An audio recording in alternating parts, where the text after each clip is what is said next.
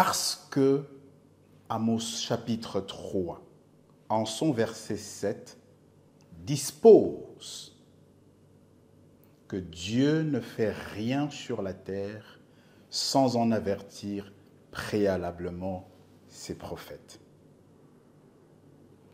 Dieu ne fait rien sur la terre dans le dos de l'homme. Encore et toujours, il prévient ses prophètes parce qu'il fait dans l'humanité avec les hommes. De deux,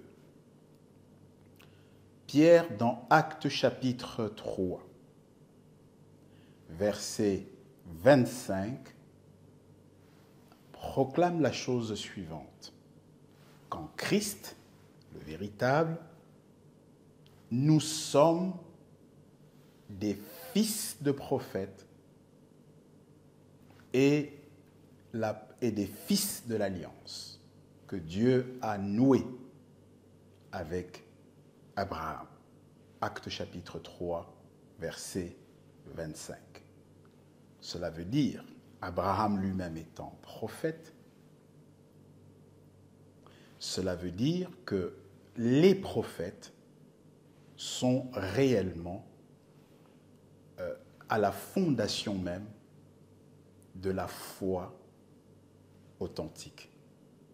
Tant et si bien que sur un sujet qui relève si singulièrement de leur registre, comme celui du Messie, qui plus est, du véritable Messie, nous sommes obligés de nous en référer à la meilleure des sources possibles.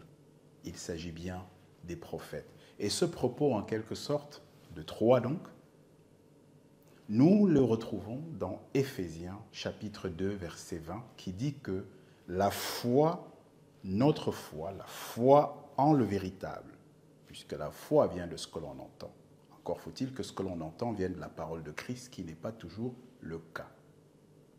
Mais la foi christique, donc, a été établie sur le fondement, dit Éphésiens chapitre 2, verset 20, des prophètes et des apôtres. Là, ce sont les prophètes qui nous intéressent. C'était donc le 3. Je rappelle que nous avons vu dans Amos 3,7 que Dieu ne fait rien sur la terre sans préalablement en avertir ses serviteurs les prophètes, que Pierre nous informe dans Actes chapitre 3, verset 25, que nous sommes les fils des prophètes et d'Abraham, de l'alliance, de la promesse que Dieu a nouée entre Abraham et lui-même. Et Éphésiens 2, 20 confirme que la foi authentique, la foi christique en le Dieu véritable est une foi établie, dont les fondements ont été établis, notamment par les prophètes.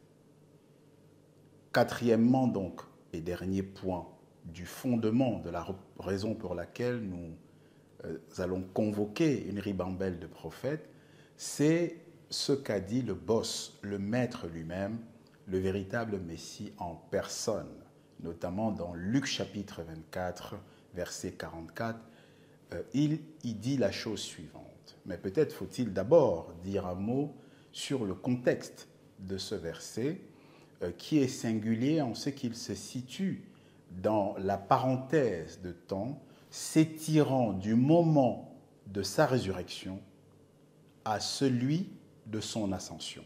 C'est donc dans cet intervalle qu'après avoir eu l'occasion de se montrer à plusieurs personnes, il a aussi décidé de se montrer à ses disciples, occasion à laquelle ils ont tenu une séance de travail, au cours de laquelle donc le maître a tenu à livrer des dernières consignes à ses disciples.